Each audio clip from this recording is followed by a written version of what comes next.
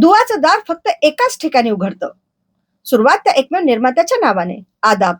समजा एखादा माणूस आपल्या आयुष्याच्या सगळ्या वेदना घेऊन एका भव्य इमारतीत प्रवेश करतो. आत खरा सत्ताधारी त्याचा ऐकायला उभा असतो, पण तरीही हा माणूस त्याच्याकडे न जाता बाहेर उभ्या असलेल्या दुसऱ्या एखाद्या अर्जदाराच्या पायाशी बसतो. हात जोडतो की साहेब माझं काम करून द्या. हे चुकीचं नाही का मित्रांनो? ही केवळ चूक नाही, तर ही अधिकाराची ओळख न ठेवण्याची वेदनादायक अज्ञानता आहे. अच्छा, गंमत अशी की ज्याच्या दारात तो बसतो तो स्वतः सांगतो की बाबा रे, मी सुद्धा तुझ्यासारखाच गरजू आहे.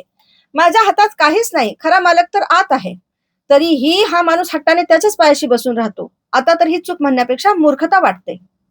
अगदी असंच माणसानेही आपल्या समस्या, आपल्या दुवा हे एकमेव अल्लापाशी करणे आवश्यक आहे. कुराण अध्याय 10 आयात 106 मध्ये अल्लाह चेतावणी देतो की अल्लाखेरीज ज्यांना तुम्ही मदतीसाठी पुकारता ते तुम्हाला न फायदा देऊ शकतात ना नुकसान. असं करणं हे स्वतःच्या आत्म्याची दिशाभूल नाही का मित्रांनो? मग अशामुळे काय होतं, आपलं जीवनही भरकटत जातं. जो उद्देश आपल्याला अल्लापासून दूर करतो. कारण जो स्वतः रिकामा आहे तो दुसऱ्याचं ओझं कसं उचलणार? आपण त्याच्या दारात का जावं? कारण त्यांनाही अल्लाने निर्माण केले आहे. मग जो स्वतः दुसऱ्याची निर्मिती आहे तेच तुम्हाला कशी मदत करणार? म्हणून कुराण सत्य उघड करतं. अध्याय 35 आयत 14 मध्ये की ज्यांना तुम्ही अल्लाखेरीज हाक मारता ते तुमची हाक ऐकू शकत नाहीत, आणि ऐकलीच तरी त्याचं उत्तर देऊ शकत नाहीत. आणि उलट तो ईश्वर ज्याच्या एका इशाऱ्याने आकाश उभी राहिली, पृथ्वी पसरली, शरीरात जीव निर्माण झाले, तोच रब स्वतः आपल्या बंद्यांना बोलवतोय की या, मी तुमच्या वेदना दूर करतोय, किती पाहिजे तेवढं मागा. जगात आपण कुणाला एखाद्या वेळेला दुसरं तिसरी गोष्ट मागितली की तो माणूस वैतागतो. पुन्हा पुन्हा काय येतोस माझ्या दारात असं बोलतो. पण अल्लाचं तसं नाही. तो म्हणतो तुम्ही कितीही समस्या घेऊन या, फक्त नियत तुमची हवी की एकमेव अल्लाच हे दूर करणार आहे. त्याच्याशिवाय दुसरा कोणाला त्याच्या दुआमध्ये भागीदार करू नका. पण माणसाचं वागणं किती आश्चर्यकारक आहे पहा. बादशाह स्वतः दरवाजा उघडून सांगतोय की माझ्याकडे या, आणि तरी आपण गुलामाच्या दारात उभे राहतो. एवढंच नाही तर तो कुराण अध्याय 2 आयात 186 मध्ये आपली जवळीक जाहीर करतो की मी अगदी तुमच्या जवळ आहे.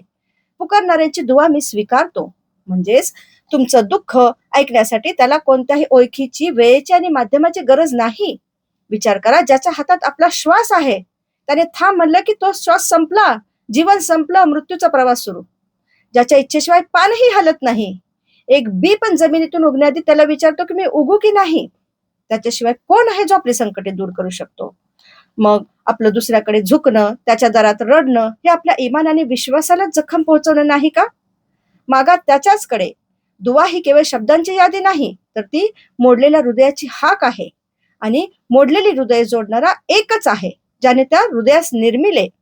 त्याला शब्दांची गरज नाही. तुम्ही मनात फक्त विचार जरी केला तरी तो जाणतो. म्हणून कुराण सांगतं आपल्या रबला नम्रतेने आणि एकांकात हाका. कुराण अध्याय 7 आयात 55 प्रमाणे. दुआ ही व्यवहार नाही, ते नातं आहे अल्लाह आणि त्याच्या बंद्याचं. आज स्वतःला एक प्रश्न विचारा की आपण अश्रू कोणासमोर गाळतोय? ज्यांना स्वतःचा आधार हवा आहे त्यांच्या समोर, की त्या निर्मिकासमोर जो प्रत्येक अश्रू पाहतो, प्रत्येक वेदना ओळखतो? निष्कर्ष अत्यंत स्पष्ट आणि हृदय हदरवणारा आहे बंधू भगिनींनो, की दुआचं दार फक्त एकाच ठिकाणी उघडतं, अल्लाहकडे. चला आज तरी दिशा बदलूया. माणसाच्या दारातून उठूया आणि थेट त्या रबच्या दारात मस्तक ठेवूया, जिथे कोणीही निराश होऊन परत जात नाही. अल्लाह हाफिज.